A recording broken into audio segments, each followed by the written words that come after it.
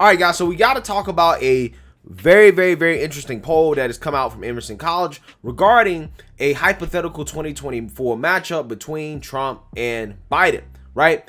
And this poll found that Trump, if the election was held today, actually would be beating Joe Biden, right, in a 2024 matchup. Now, this is a big, big, big deal, guys. The reason why is because it is still early, right? It is really early. Biden literally just got into the White House. It's only been 8 to 9 months. I know it's felt like it's been forever considering all the disasters along the way, but it's still early.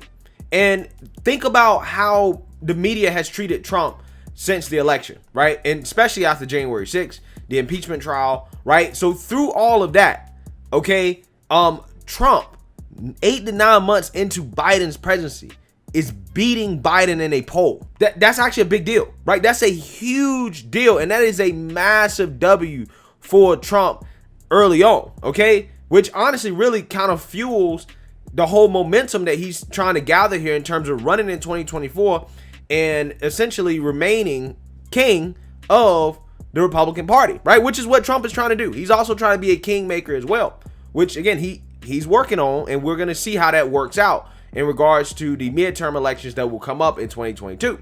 But before we get into this, I just want to remind you guys to check out my merch store at gforemanbcp.com. I will be adding more designs and shirts and things like that over time. You can get 10% off using coupon code gforemanbcp. So if you haven't checked out the merch yet, please check out the merch. All right, so let's get in this. Voters favor former President Donald Trump over President Joe Biden in a hypothetical 2024 matchup, an Emerson College survey released this week found.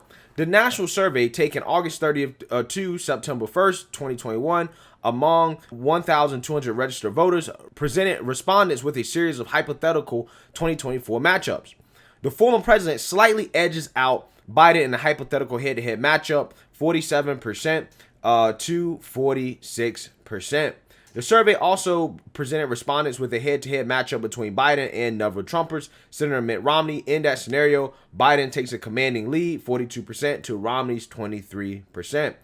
Florida Governor Ron DeSantis fared better than Romney, coming within 12 points of the president, but neither performed as well as Trump. All right, so this is a big deal, right? And this is actually super fascinating because what it actually shows, guys, is that voters, again, you know, they have a short-term memory. And also on top of that, they like what they've experienced, right? Nobody can deny that under Trump, okay, the economy was great.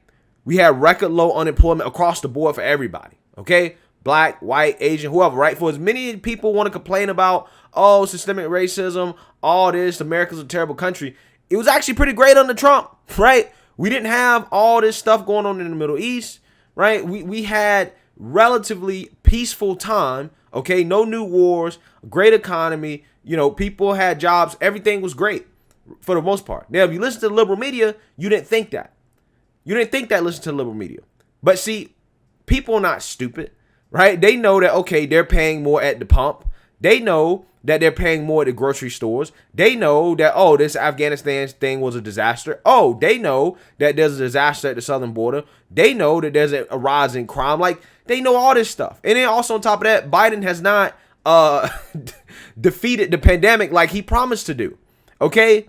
So we're still in a pandemic. He hasn't done any better of a job than Trump would have done, right?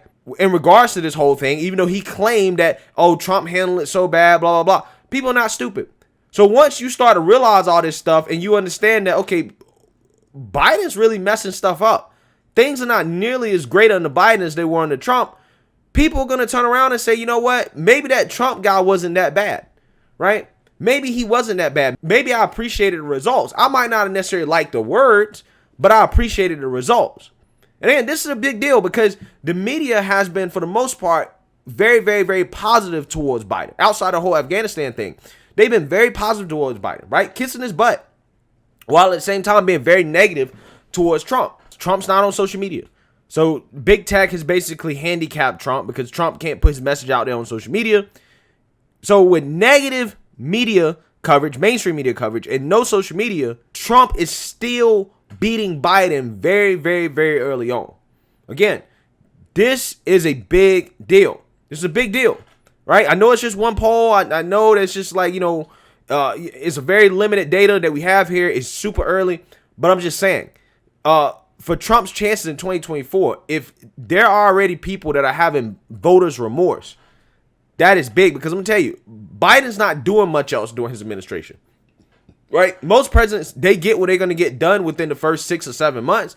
After that is basically over. Now focus is going to be on the midterms, and then after the midterms, the focus is going to be on 2024, right? So Biden's presidency is essentially done for the most part in terms of things he's going to do. Now, could he pull some things off in the future, like the whole bipartisan infrastructure thing and doing something about student loan debt? Sure, right? He could possibly do that, and I wouldn't be surprised if he really pushes for that stuff because of how terribly he's handled this Afghanistan thing, right? He has to try to pick up some W somewhere.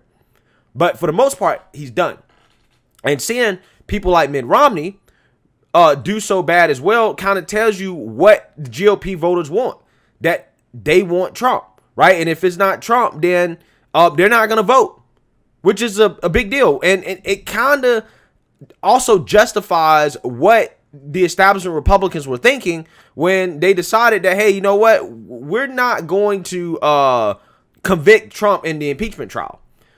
Because essentially the fear was that, well, if you do that, then the Republican Party is dead.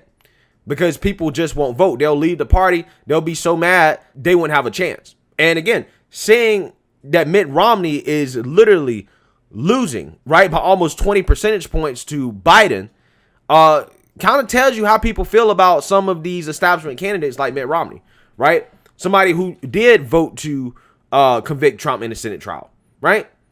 It shows kind of where the party's at. And this is why, listen, at the end of the day, I mean, Trump is kind of running stuff, right? And Biden doing so bad so early is really making people think about, what have we experienced before with Trump? What do we know?